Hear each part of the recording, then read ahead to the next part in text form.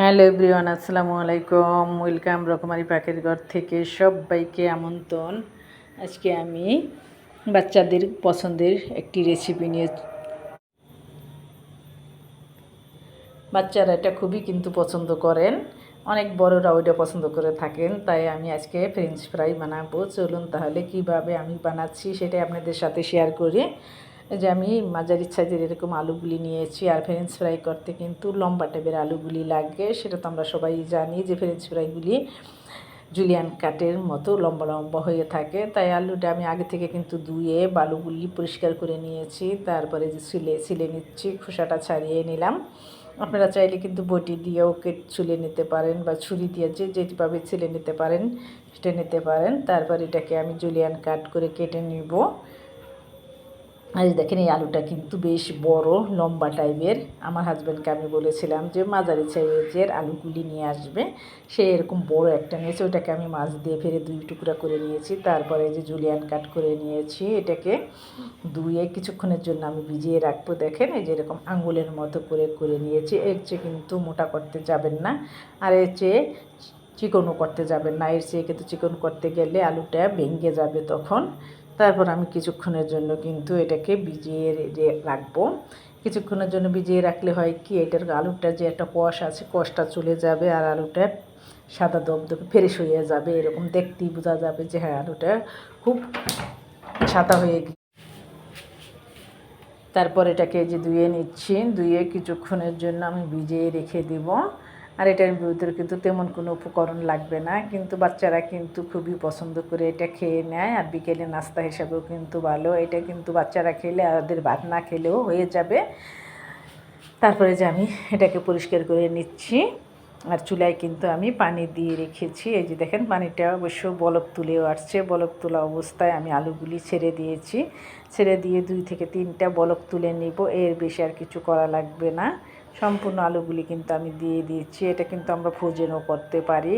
এটাকে হালকা একটু বলক তুলে তারপর এটাকে ছেঁকে নিয়ে আমরা ময়দায় গড়িয়ে তারপর এটা ডিপ ফ্রিজে সংরক্ষণ করে রাখতে পারি। যখন আপনার দরকার হবে তখন বের করে শুধু তেলে ভেজে নিলে হয়ে যাবে।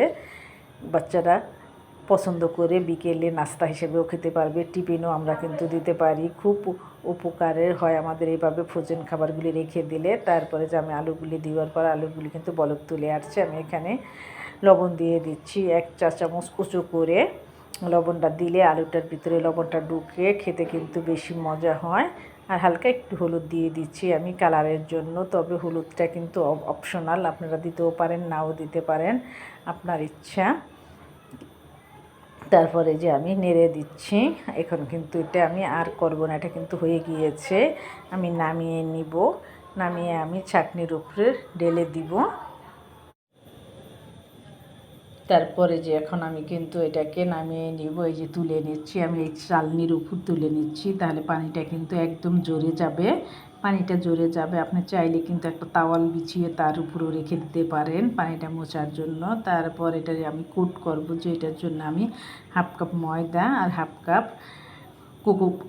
হাফ কাপ কর্নফ্লাওয়ার এই যে নিয়ে নিচ্ছি। নিয়ে এটার ভিতর সামান্য মশলা দিতে হবে। যে দুইটাই আমি সমান সমান নিয়েছি। হালকা একটু লবণ, আর হলো হালকা একটু টেস্টিং সল্ট, একটু গোলমরিচ গুঁড়া, আর একটু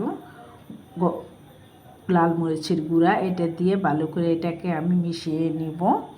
যে দেখতেই পাচ্ছেন, এটা কিন্তু একদিন করে আপনি অনেক দিন রেখে খেতে পারবেন। এটা ফ্রোজেন হিসাবেও কিন্তু করতে পারবেন। এই যে আমি আরেকটু জিরা গুঁড়াও দিয়ে দিচ্ছি, দিয়ে হাত দিয়ে কিন্তু এই যে ম্যাশ করে নিচ্ছি। এবার ম্যাশ করে এটার ভিতরে আমি আলুগুলি দিয়ে কোট করে নিব, তাহলে কিন্তু হয়ে গেল। দেখেন খুব সহজেই কিন্তু আমরা এটা করে ঘরে রেখে দিতে পারি। অনেক সময় কিন্তু মেহমান আসলেও কিন্তু আমরা এটা চটজলদি করে ভেজে দিতে পারি। এটা কিন্তু আপনি চার সাথেও খেতে পারেন। আশা করি আপনাদের রেসিপিটা ভালো লাগবে। ভালো লাগলে ভিডিওটা শেয়ার করে অন্যকে দেখার সুযোগ করে দিবেন। আর ছোট্ট একটি অনুরোধ রইল আপনাদের কাছে, প্লিজ আমার চ্যানেলটি সাবস্ক্রাইব করে আমার পাশেই থাকবেন।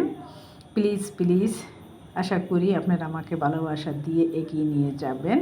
এই যে দেখেন আমি কিন্তু এই যে কোট করে নিচ্ছি এইভাবে ময়দা আর কর্নফ্লাওয়ারের সাথে গড়িয়ে নেওয়ার পরে আলুগুলি একটু জাকিয়ে ময়দাটা আলুর সাথে থেকে ছাড়িয়ে নেব, নিয়ে এই যে কিন্তু আমি বক্সের মধ্যে রেখে দিচ্ছি। এভাবে কিন্তু আপনি বক্সের মধ্যে ভরে ফ্রোজেন করতে রাখতে পারেন।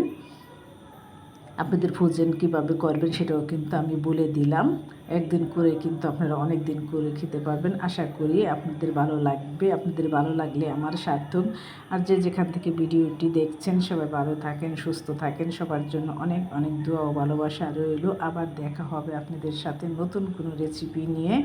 এই যে দেখেন আমি কিন্তু কোট করে নেওয়ার পরে যে আমি বক্সের মধ্যে রেখে দিলাম। এইভাবে আমি এটাকে ফ্রোজেন করে নেব। ফ্রোজেন করে রেখে দিবেন ডিপ ফ্রিজে। যখন দরকার হবে তখন বের করে তেলে ভেজে নেবেন। এই যে দেখেন আর একদম সাদা হয়েছে কিন্তু আলুগুলি।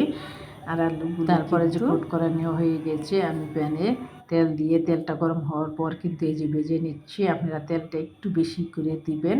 আমি অল্প করে ভেজে নেব, সেজন্য তেলটা কিন্তু একটু কমিয়ে দিয়েছি। আপনি একটু বেশি করে তেল দিয়ে ওখানে তেলটা ভালো করে গরম হওয়ার পরে আলুগুলি ছেড়ে দিবেন। দেখবেন খুব সুন্দর হয়ে ভাজা হয়ে গিয়েছে। তারপর সসের সাথে পরিবেশন করে নিজের ইচ্ছা মতো সস দিয়ে খাবেন। আশা করি ভালো লাগবে। সবাই ভালো থাকবেন, সুস্থ থাকবেন। আবার দেখা হবে আপনাদের সাথে নতুন কোনো রেসিপি নিয়ে।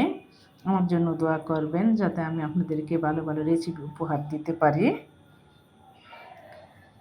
আপনাদের ভালো লাগলেই ওইটাই আমার সার্থক। এই যে দেখতেই পাচ্ছেন সস দিয়ে সবাই সস দিয়ে সবাই একসাথে খেতে বসে গেছি। খুবই মজা হয়েছিল। গরম গরম খেয়ে দেখবেন। বিকেলের নাস্তার জন্য কিন্তু একদম পারফেক্ট একটি নাস্তা। এই যে দেখেন সসটা আমি নেড়ে নিয়েছি। বিদায় নিচ্ছি। আল্লাহ হাফেজ।